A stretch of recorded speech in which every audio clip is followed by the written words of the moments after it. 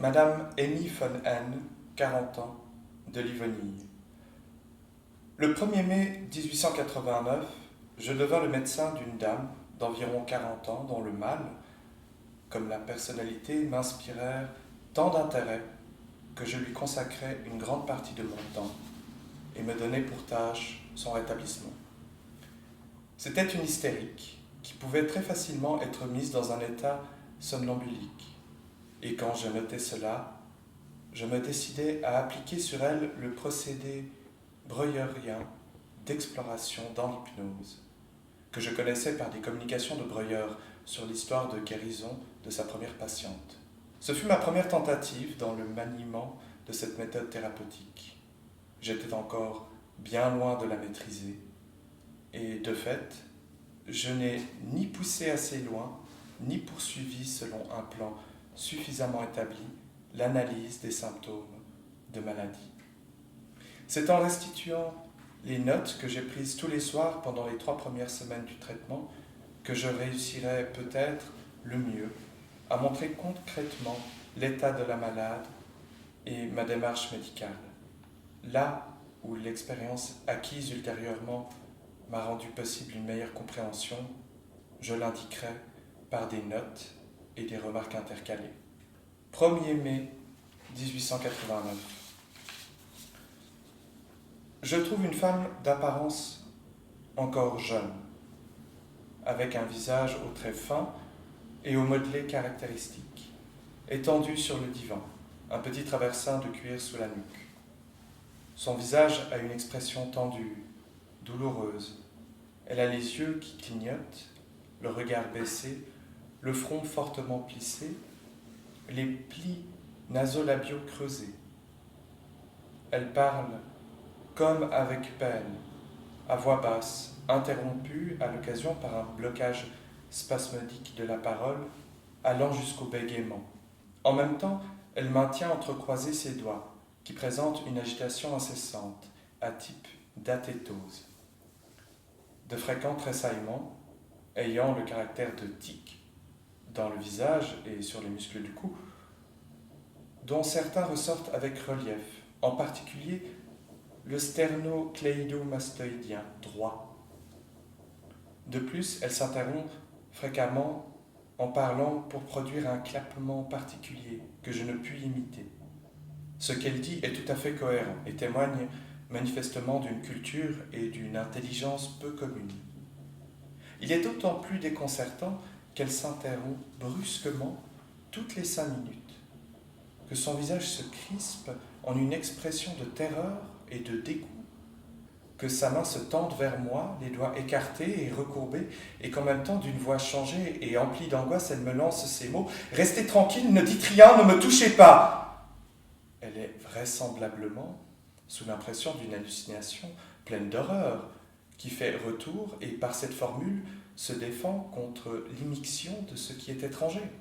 Puis cet intermède prend fin tout aussi brusquement, et la malade continue son discours, sans donner suite à l'excitation qui était là, juste avant, sans expliquer ni excuser son comportement, donc vraisemblablement sans même avoir remarqué l'interruption. Voici ce que j'apprends la concernant. La famille, originaire d'Allemagne centrale, est établie depuis 2 générations dans les provinces russes de la Baltique, où elle est riche en biens. Ils étaient 14 enfants, elle-même est la 13e, mais seuls 4 d'entre eux sont encore en vie. Elle a été élevée avec soin, mais avec beaucoup de contraintes, par une mère sévère et par trop énergique. À 23 ans, elle épousa un homme des plus doués et des plus capables, qui, dans la grande industrie, s'était acquis une position éminente, mais était beaucoup plus âgé qu'elle. Il mourut brusquement d'une attaque cardiaque, après un mariage de courte durée. Cet événement, aussi bien que l'éducation de ces 2 filles, âgées à présent de 16 et 14 ans, qui sous bien des rapports étaient maladives et souffraient de troubles nerveux, voilà ce qu'elle désigne comme étant les causes de sa maladie.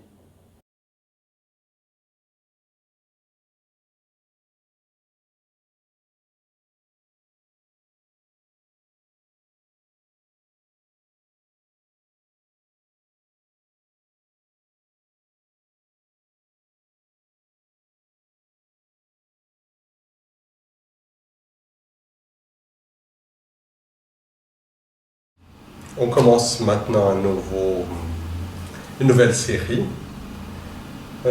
Cette fois-ci, cette nouvelle série sera essentiellement basée sur le travail avec Marc-Antoine Antille, puisque nous faisons l'enseignement d'histoire de la psychanalyse ensemble. Et donc cette nouvelle série sera sur l'histoire des cas cliniques en psychanalyse. On va commencer par le classique, ça veut dire par les cas cliniques de Freud. Et puis ensuite on verra un peu quelle direction ça va prendre, puisque ça peut aller dans toutes les directions jusqu'au siècle XXI. On a un long chemin. Oui. Alors, en fait, ça c'est notre deuxième séance. Nous avons déjà fait une première séance autour de Anao, le cas de Breuer. Et aujourd'hui, on va travailler hémiphonen, le cas de Freud, tout de suite qui suit un peu celui de Anao, et on va faire le lien avec Anao. Alors, hémiphonen, quelles ont été un peu vos impressions sur hémiphonen? Tout d'abord, j'ai pris 2-3 petites notes, mais je vais essayer de ne pas lire, mais c'est toujours très utile. Ce qui est surprenant, déjà une chose, c'est la créativité, ou c'est qu'on n'a pas l'habitude qu'un thérapeute, qu'un analyste fasse des massages à sa patiente. Ça, c'est un aspect qui m'a trouvé... Oui, il n'était pas encore analyste à l'époque. C'est vrai. C'était juste un médecin, un très jeune médecin. Quel âge il avait? C'était en 89, il avait 32 ans. Hein? C'était les prémices, effectivement. Ouais. On est tellement habitué à entendre ces questions de méthodologie ou de respect d'une certaine doxa au niveau de la thérapeutique que c'est très étonnant et à la fois très amusant. Oui, c'est très amusant. Et un autre aspect qui m'a frappé, c'est outre la qualité littéraire qui est beaucoup vantée par le monde. Quand on lit pour préparer un peu cette discussion, j'ai aussi ouvert, pour aller un peu vite, le dictionnaire de la psychanalyse, Rodinescu et Plon parle beaucoup des qualités littéraires, des qualités de fiction, on y viendra, de ces différents textes.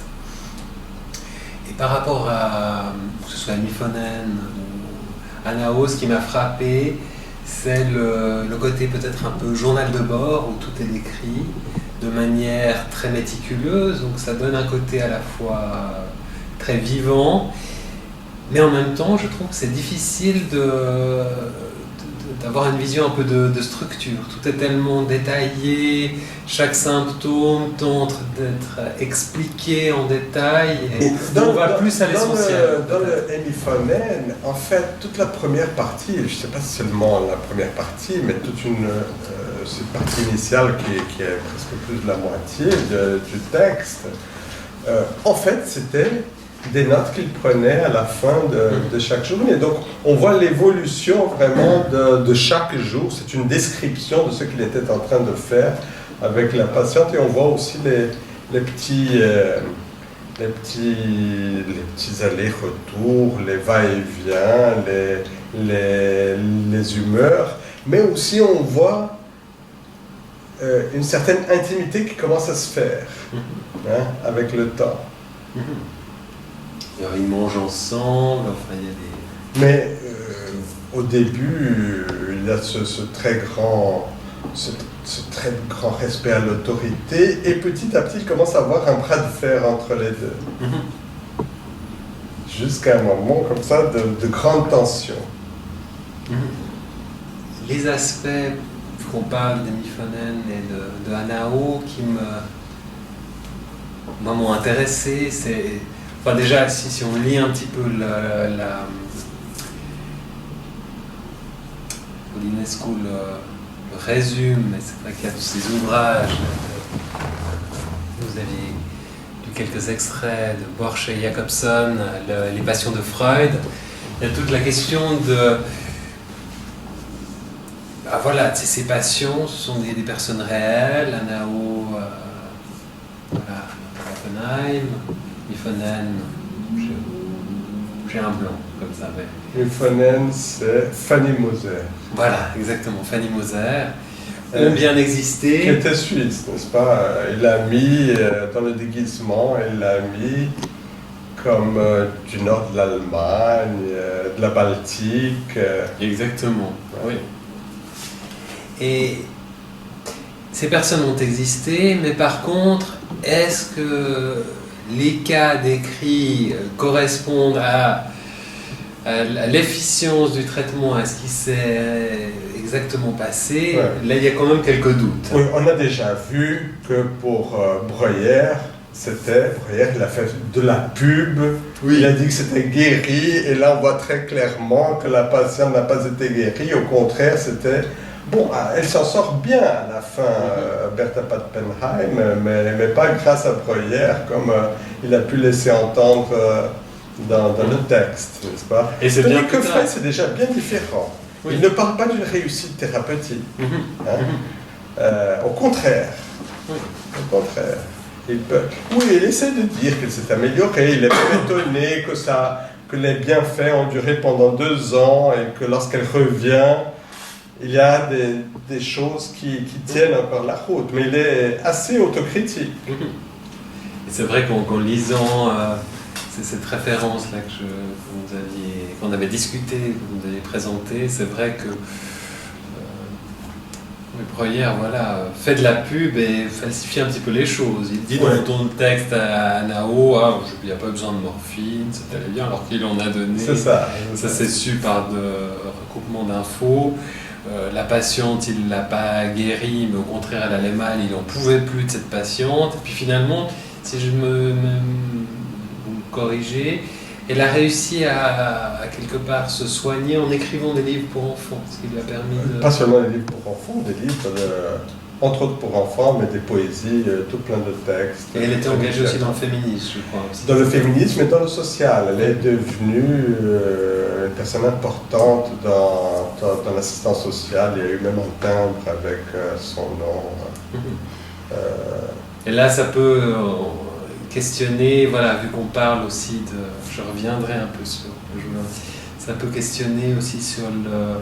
Voilà, quels effets, pourquoi ça marche, qu'est-ce qui marche. Là, dans son cas, écrire des livres, s'engager dans quelque chose, c'est une manière de sublimer les choses, en tout cas de contrecarrer les processus d'angoisse et de... Oui, où le writing cure aurait été plus efficace que la talking cure avec les médecins. C'est ça. N'est-ce pas? Par contre, la question de la talking cure, elle est fondamentale, puisque c'est la base, le point de départ, le Big Bang, je dirais même, non seulement de la psychanalyse, mais de presque toutes les psychothérapies.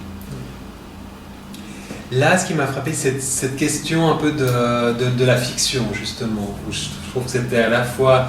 Quand on en avait discuté la dernière fois, je m'offusquais, d'ailleurs Lily était un peu choquée, je disais mais c'est quoi cette arnaque, enfin voilà, j'en ai fait aussi un petit peu des tonnes, mais j'étais toute heurtée. Et c'est vrai que la question de la psychanalyse, la question de la fiction, la question du fantasme, je trouve que ça se décline de plusieurs manières. J'ai un petit peu recensé les choses. Il y a déjà la question des études sur l'hystérie, où finalement... ces cas ne sont pas aussi beaux qu'ils ne sont décrits, mais par contre, il y a une tentative de trouver la causalité du comment, du pourquoi ça marche quand même un bout, et ça je pense que ça marche, on le voit dans la clinique, pourquoi nos patients vont mieux, comment marche la talking cure. Alors c'est peut-être aussi pour ça qu'ils essayent un peu d'extirper les symptômes. On a l'impression de faire des espèces de purges pour enlever ce qui peut infecter les pensées des patientes. Alors, on le voit bien dans ces 2 textes. Donc il y a les études sur l'hystérie, c'est une œuvre de fiction. Freud était... Vous allez loin lorsque vous dites que les études sur l'hystérie, c'est une œuvre de fiction. c'est quand même entre la fiction et la clinique. J'exagère, mais il y a une part de fiction, ce que je veux dire. Il y a une part de fiction, on peut se demander dans tous les cas cliniques, n'est-ce pas? C'est la question de la construction du cas. C'est ça. On construit un cas. Il y a toute la question, qu'est-ce que le... Alors en psychiatrie, voilà, on parle de quels sont les signes objectifs, quels sont les signes subjectifs, mais on peut aller plus loin en disant il y a aussi la manière dont on observe une situation. Exactement, la subjectivité du clinicien est telle qu'il décrit. Et ça, je pense, c'est beaucoup plus... Parce que justement, et l'objectivité du patient, si le cas clinique en psychanalyse, il est entre le cas médical et la description littéraire, n'est-ce pas? Le cas clinique en psychanalyse, il a ce côté justement de subjectivité de l'analyste qui devient un peu presque comme un écrivain. Oui. Et chose qu'il n'y a pas, je dirais, lorsqu'on lit une pathographie médicale. Là, on est plus dans la biographie d'un sujet, dans la vie d'un sujet. Et c'est comme lorsqu'on lit une biographie, d'ailleurs, lorsqu'on lit une biographie, il y a déjà plusieurs biographes. Et chaque biographe va donner son point de vue, va prendre...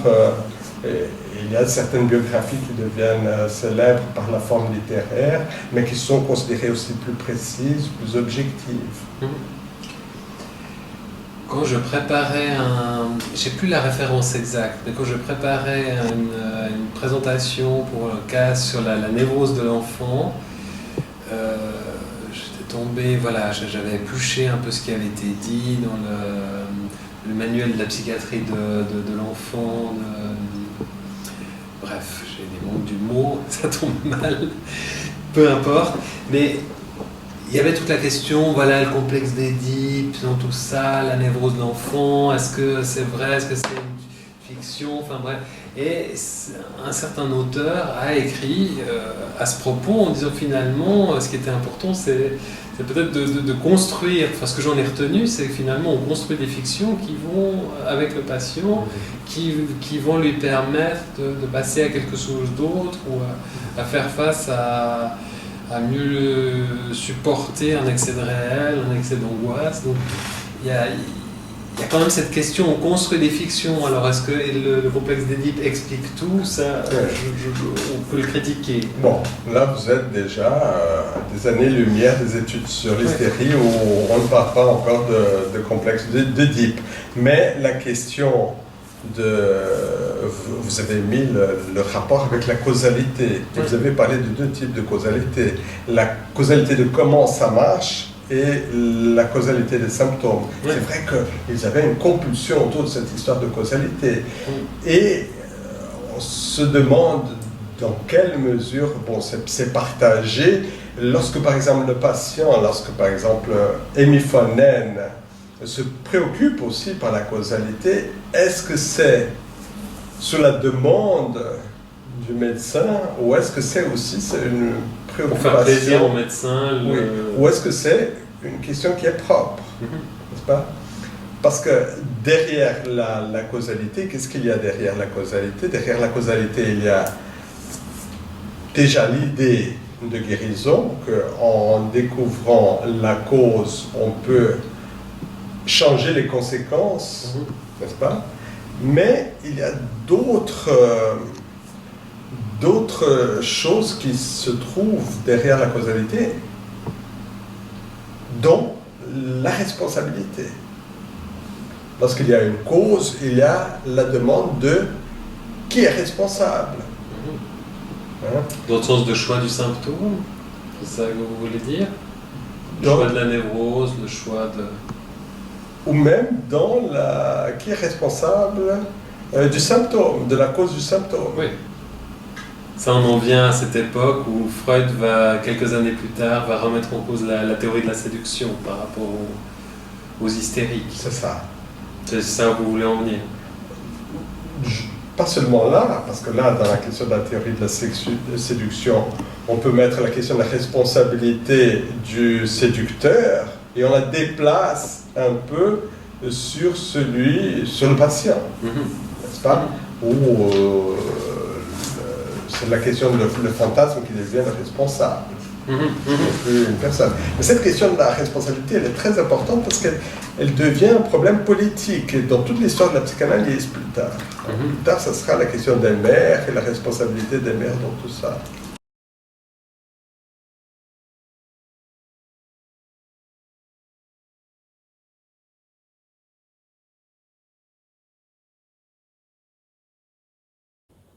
Depuis la mort de son mari, il y a 14 ans, elle a toujours été malade, avec plus ou moins d'intensité. Il y a 4 ans, une cure de massage, associée à des bains électriques, lui avait apporté un soulagement passager. Sinon, tous ses efforts pour recouvrer sa santé étaient restés sans succès. Elle a beaucoup voyagé et elle a des intérêts vifs et nombreux. Actuellement, elle habite un manoir au bord de la Baltique, à proximité d'une grande ville. Depuis des mois, de nouveau gravement souffrante, d'humeur dépressive et insomniaque, tourmentée par des douleurs, elle a cherché en vain une amélioration à Abadia.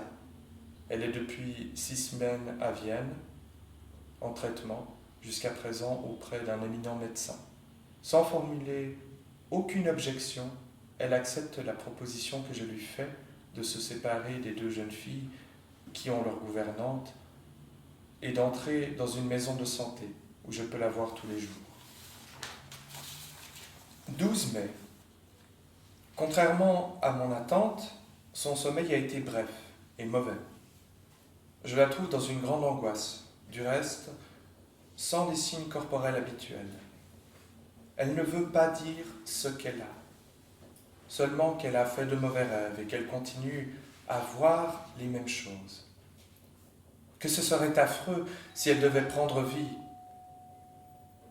Pendant le massage, elle liquide certains points par des questions, redevient enjouée, raconte quel commerce elle entretient avec les gens dans sa résidence de veuve sur la Baltique. Elle parle des hommes importants de la ville voisine qu'elle a coutume d'inviter, etc. Hypnose. Elle a fait des rêves effrayants. Les pieds des chaises et les dossiers des sièges étaient tous des serpents. Un monstre à bec de vautour s'était précipité sur elle pour la déchiqueter et lui dévorer le corps. D'autres animaux sauvages avaient sauté sur elle, etc. Puis, elle passe aussitôt à d'autres délires d'animaux, qu'elle différencie en ajoutant « ça, c'était réel, pas un rêve ». Comment elle avait voulu autrefois saisir une pelote de laine, et celle-ci était une souris, et elle s'enfuyait. Et comment, lors d'une promenade, un gros crapaud avait brusquement sauté sur elle, etc.